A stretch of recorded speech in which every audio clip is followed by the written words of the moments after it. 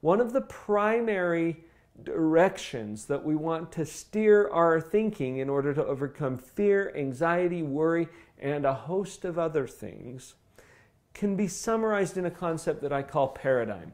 Now, paradigm is like a pair of eyeglasses. When you put on a pair of eyeglasses, everything you see is altered or changed by the lenses that you're wearing. And it's not that the thing is changed, it's that your perception of that thing is changed. And if I were to give you a pair of glasses that were colored green, for example, what would the world look like to you? Well, suddenly you'd be in the Emerald City. Your lawn looks better, your spouse not so much. This green is a perception. It's not that the world is green. What if we switch those glasses out for a pair of red ones?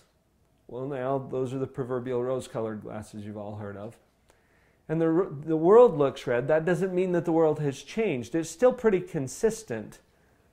But your perception of it can change drastically based on those lenses that you're wearing. So we'll use the glasses to symbolize paradigm. Paradigm, rather than how you see things through your eyes, is how you see yourself, how you see the world, how you see your relationships, your bank account. Everything that's in your life is colored by the lenses of your paradigm. So that's the analogy. There are two determinant paradigms, and it comes down to these two. I think this is probably the most powerful principle that I've ever learned. And listen to what I'm saying there, that I've ever learned. As a psychologist, as a human being on this earth, this is it. It comes down to these two powerful paradigms. So on the one side, we will put the victim.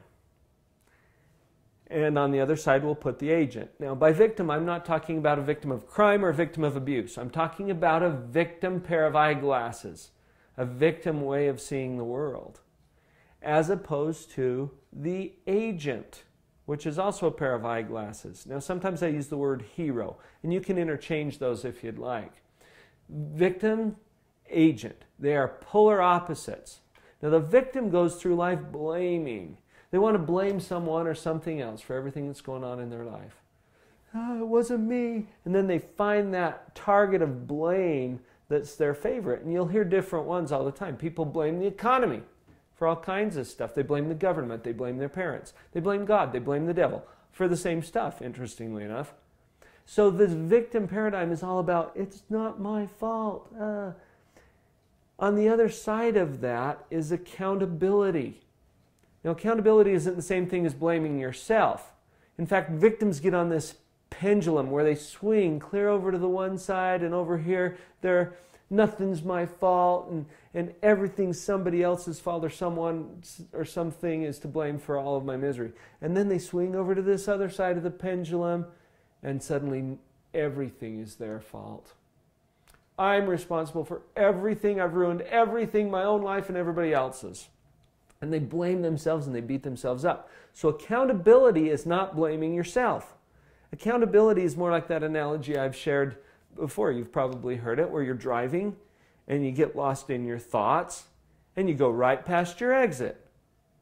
And I've done this a couple of times now down in southern Utah where because I missed the exit, I ended up in another state. I saw this big colorful sign, Arizona welcomes you. I was in the wrong state now. And you look around yourself and you think, oh, this isn't where I wanted to be, not what I had in mind. And how often in life does that show up, where you're just not where you want to be? Well, look down whose hands are on the wheel. That bites a little. That stings. I'm here because I drove here. But having your hands on the wheel is this accountability that I'm talking about. And it gives you the power now to steer it, drive it, take it somewhere. I can't help my clients with their life as long as they're stuck in that victim mode and they're blaming someone else. Their hands aren't on the wheel.